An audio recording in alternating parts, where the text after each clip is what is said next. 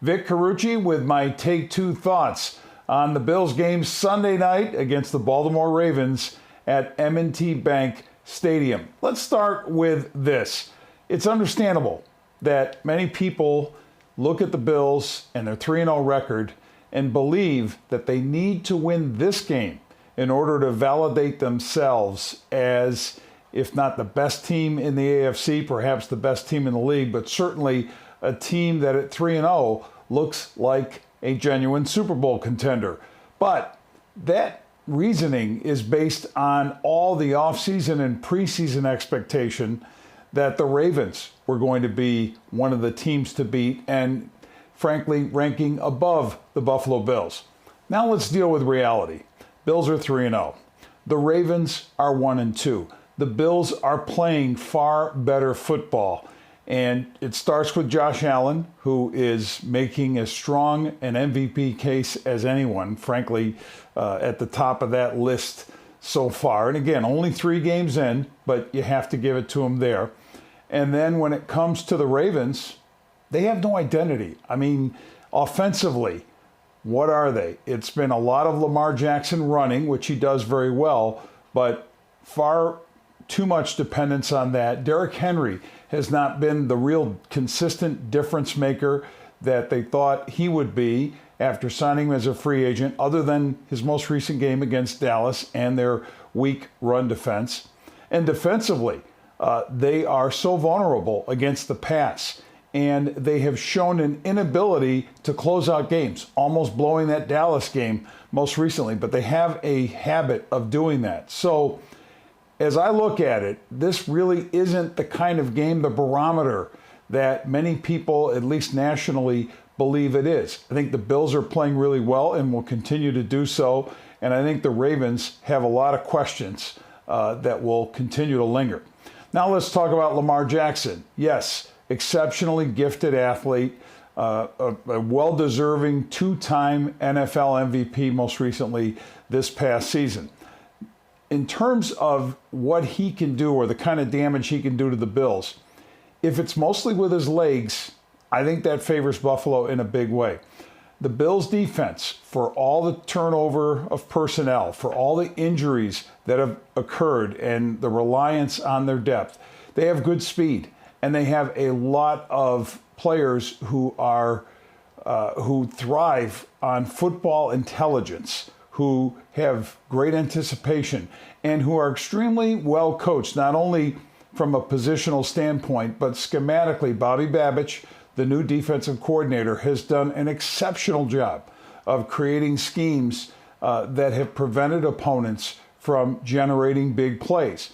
I think he's going to do the same thing Sunday night when it comes to Lamar Jackson, when it comes to containing his runs. And again, you have the speed that can deal with that. Also, if most of the Ravens' drives are relying on running ability of their quarterback, play after play, the likelihood, or at least the odds, suggest you're going to run into some holding penalties. You're going to have drives that are stalling because those plays will come back. When a quarterback does the ad-libbing thing that Jackson does, and we know, of course, Josh Allen does it too, oftentimes that can put offensive linemen, tight ends, running backs, receivers, whoever has to get involved to help create some protection or blocking downfield, they'll get hung up on some people and the flags will fly.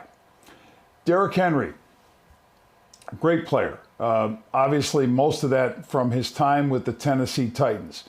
Had his first breakout game as a Raven last week against the Dallas Cowboys. Well, Cowboys have been a very soft run defense team. That is not their strength, and Henry exploited that. The Ravens exploited that with having him run the ball 25 times. He had combined for only 31 carries through their first 2 games, both losses. But against the Cowboys, yeah, they made him the workhorse that he's supposed to be. Question becomes whether that's going to continue. And I would say, sure, they may try that against the Bills. But as explosive as the Bills, I expect them to be in this game, with Josh Allen taking apart that soft and weak Ravens secondary and being able to move the ball, and I think being able to generate points, you can't stick with a ground attack. It's not going to get it done. And the Ravens will probably get away from that sooner than later.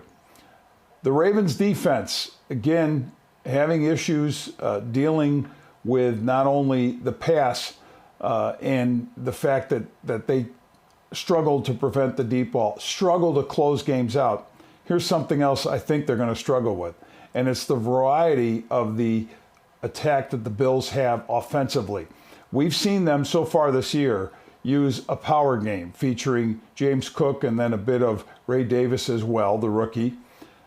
We've seen them in their last game against Jacksonville throw it. And not just throw it, but spread the ball around. Incredibly balanced against the Jaguars with 10 different receivers catching passes.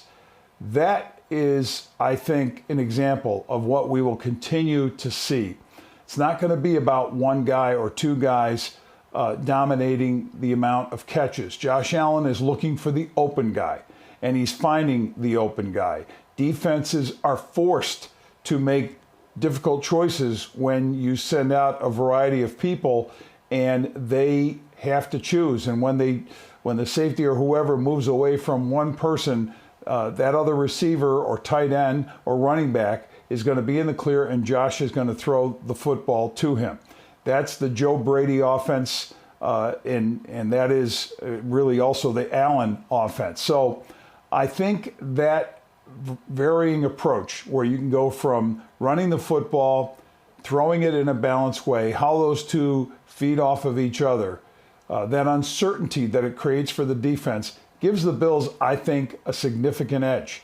And I think it's going to be another factor along with their ability to not allow the Ravens to, get away from them with their running of Lamar Jackson, the running of Derrick Henry, anything in the way of big plays or moving the ball offensively.